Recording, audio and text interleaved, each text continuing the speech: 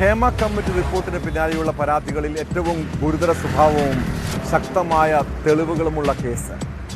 നടൻ സിദ്ദിഖിനെ കുടുക്കിയത് 8 വർഷം മുൻപ് നടന്നൊരു പീഡനമാണ്. യുവനടിയെ ബലാത്സംഗം ചെയ്ത കേസിൽ നടൻ സിദ്ദിഖ് കുറ്റക്കാരനെന്ന് പോലീസിന്റെ കണ്ടെത്തൽ.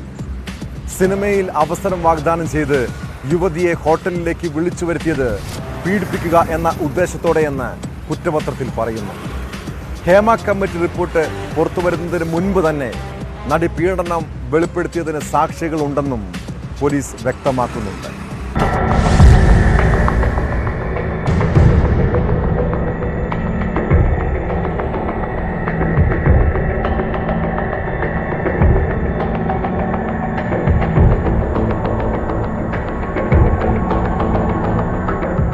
അമ്മ ജനറൽ സെക്രട്ടറി സ്ഥാനത്തു നിന്നുള്ള സിദ്ദിഖിന്റെ പടിയിറക്കത്തിന് വഴിവെച്ച ബലാത്സംഗ പരാതി ശരിയെന്നുറപ്പിക്കുകയാണ് പ്രത്യേക അന്വേഷണ സംഘം. സിനിമയിൽ അഭിനയിപ്പിക്കാമെന്ന് യുവനടിയെ പറഞ്ഞ് വിശ്വസിപ്പിച്ച് ഹോട്ടൽ മുറിയിലേക്ക് വിളിച്ചു വരുത്തി ബലാത്സംഗത്തിന് ഇരയാക്കിയതായി തെളിവ് നിരത്തി കുറ്റപത്രത്തിൽ സ്ഥിരീകരിക്കുന്നു. 2016 ജനുവരി 28-ന് തിരുവനന്തപുരത്തെ മാസ്കോട്ട് ഹോട്ടലിലെ മുറിയിലായിരുന്നു പീഡനം. സുഖമായിരിക്കട്ടെ എന്ന സിനിമയുടെ പ്രിവ്യൂവിനായി എത്തിയ നടിയെ സിദ്ദിഖ് ഹോട്ടലിലേക്ക് ക്ഷണിക്കുകയായിരുന്നു.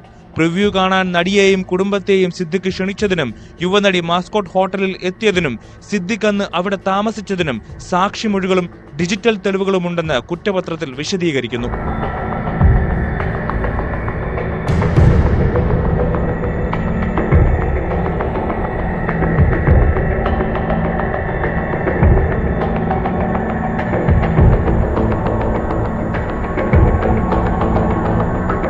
കുറ്റകൃത്യം നടന്ന് 8 വർഷത്തിന് ശേഷമാണ് പരാതി എന്നതായിരുന്നു സിദ്ദിഖ് ആരോപണം നിഷേധിക്കാൻ നിർത്തിയ പ്രധാന വാദം.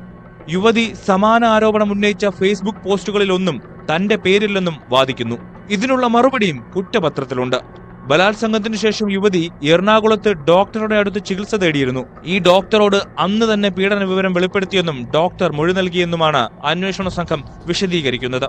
ഹേമ കമ്മിറ്റി റിപ്പോർട്ടിന് പിന്നാലെയെടുത്ത കേസുകളിൽ ഏറ്റവും ശക്തമായ തെളിവുള്ള കേസെന്ന വിശ്വാസത്തോടെയാണ് പ്രത്യേക സംഘം അന്വേഷണം പൂർത്തിയാക്കിയത്.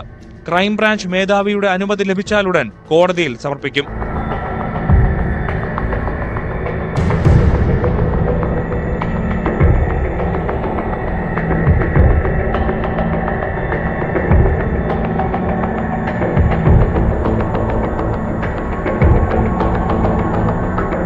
ന്യൂസ് 18 തിരുവനന്തപുരം.